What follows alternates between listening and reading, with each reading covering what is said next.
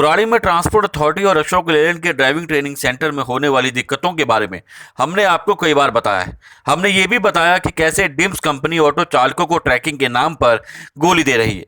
वहीं आज हम आपको बताएंगे कि कैसे कुछ निजी कंपनियों ने दिल्ली के ऑटो रिक्शा चालकों के वाहनों को भी जबरन स्क्रैप करना शुरू कर दिया है। यह आरोप दिल्ली की ही कुछ संस्थाओं के द्वारा लगाया गया है।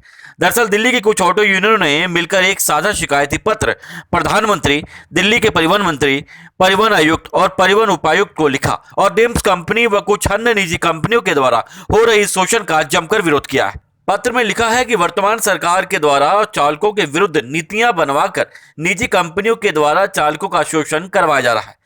डिम्स कंपनी को पत्र में ईस्ट इंडिया कंपनी तक बोला गया है और लिखा है कि डिम्स कंपनी ऑटो टैक्सी चालकों के वाहनों की ट्रैकिंग के नाम पर दिल्ली सरकार से मोटी रकम वसूल रही है, जबकि वाहनों की ट्रैकिंग का न तो कोई प्रमाण है और न ही कोई निष्कर्ष निकल रहा है। वहीं दूसरी तरफ परिवहन विभाग के द्वारा पंजीकृत कंपनियों से ही वाहनों की स्क्रैपिंग के ऑर्डर के बाद चालकों के वाहनों को स्क्रैपिंग सेंटर में स्क्रैप कर महज 5,500 रुपए दे जाना बता रहा है कि यह चालकों को लूटे जाने की एक साजिश है। वहीं इस पूरी साजिश का फायदा दिल्ली परिवहन विभाग के उच्च अधिकारियों को होने की बात भी पत्र में कही गई है। पत्र में लिखा गया है कि परिवहन विभाग की नीतियां चालकों को गुमराह करने और लूटने के लिए बनाई गई हैं।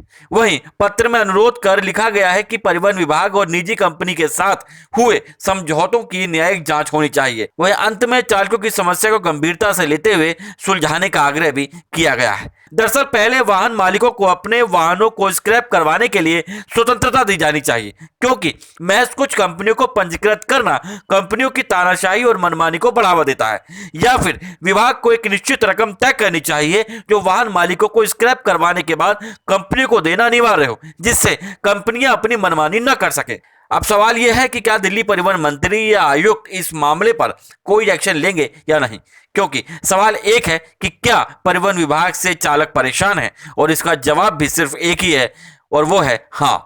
अब देखना होगा कि सवाल का जवाब जानते हुए भी दिल्ली सरकार, जनता की सरकार, गरीबों की सरकार क्या इन चालकों की मदद करेगी या फिर कोई नया बहाना देखने या सुनने को मिलेगा। न्यूज़ ट्रांसपोर्ट विशेष ब्यूरो रिपोर्ट, दिल्ली।